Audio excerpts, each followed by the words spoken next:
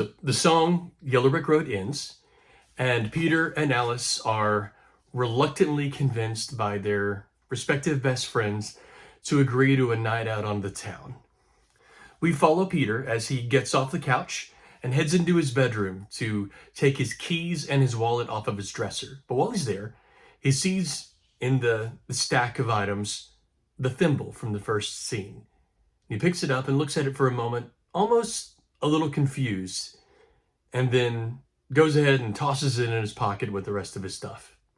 Now, a little while back, I explained how and why I came to the conclusion that if I were to make this with whatever cast I wanted, that Alice would be played by Rosario Dawson.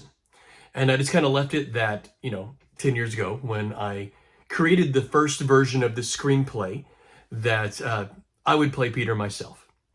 Now, that ship has sailed. That window of opportunity has come and gone. So when I came up with the idea that if I was pitching the concept to someone and they said, hey, Dreamcast, who would you like to see in the show? And I came up with the idea that Rosario Dawson would be Alice. I came up with the idea that Zacharylevi should play Peter. Now, the way I got there is not nearly as cool of a story of enlightenment as coming to the conclusion of Rosario Dawson. It's very simple. I wrote Peter for myself.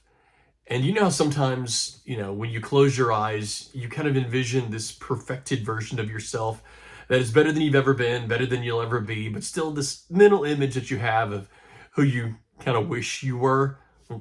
Zacharylevi's is about as close to my mental image as I've seen in a real person. He's a better singer, a better actor. He's more charming, definitely much better looking.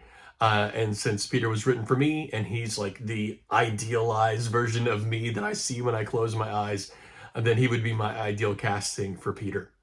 Now, Peter and Chaz and Alice and Dorothy find themselves in the same rundown bar in the downtown area. And Chaz and Dorothy hit the dance floor, leaving Peter and Alice alone for a moment.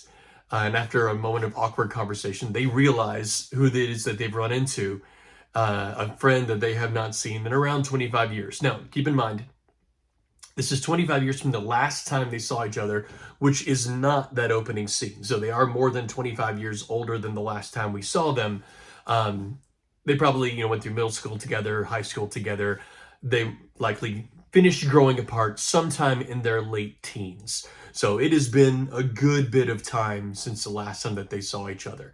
This would put them probably in late 30s, early 40s, which is older than they would have been if it's 25 years after that opening scene. So that is important to keep in mind if you're trying to keep the mental image in your head of what these two should look like and what life experience that they've had in this time period.